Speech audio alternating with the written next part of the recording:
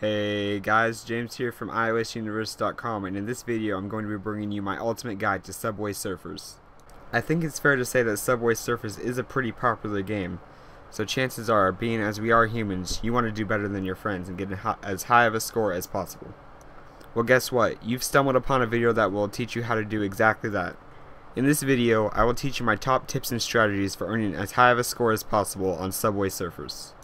Okay guys, no matter how good you think you are never going to get your highest score possible within your first few times of playing the game.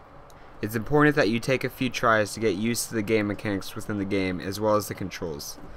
It's pretty simple actually. Simply swipe left or right on your device's screen to switch lanes, up to jump, or down to duck or roll, as well as cancel a jump while in midair. Like I said guys, if you don't know how to play the game, you're never going to beat your friends who do know how to play the game. So first and foremost, familiarize yourself with the game mechanics and controls. You'll be glad you did. After you've learned how to actually play the game, you should start focus on boosting your score multiplier. This can be done by completing a series of 3 missions. After you've completed the missions, your score multiplier will be boosted by 1 and you get a new set of missions. These missions can be viewed from the pause screen within the game or by clicking on the missions tab from the main menu. As with all endless learner games, there are coins available for you to collect and things you can spend them on.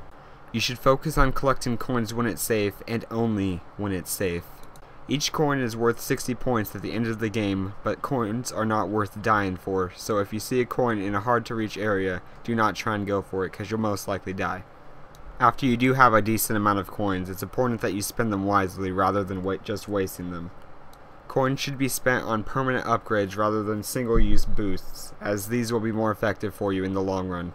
I recommend first upgrading the score multiplier power-up, then the jetpack power-up, and finally the coin magnet power-up.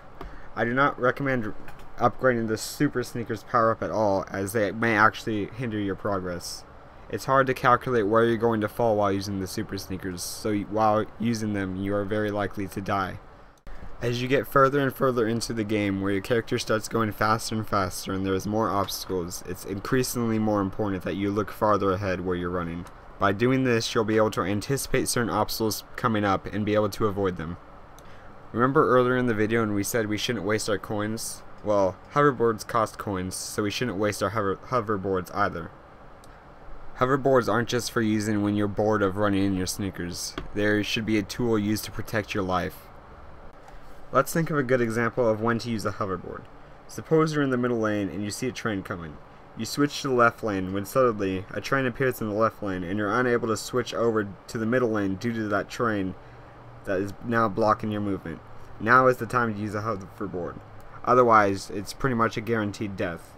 Of course, if you're earlier on in the game and you don't have a lot of points, then accepting death and starting over is a decent option as well. The final tip I have for doing well in Subway Surfers is to always stay as high off the ground as you can. The higher you up are off the ground, the less obstacles there are to get in your way and end your run. That's about it for this video. If you found it helpful, please like and subscribe to my YouTube channel and share it with your friends who play Subway Surfers. And as always, please visit my website, iOSuniverse.com, for more information regarding iOS devices and applications. Thanks for watching.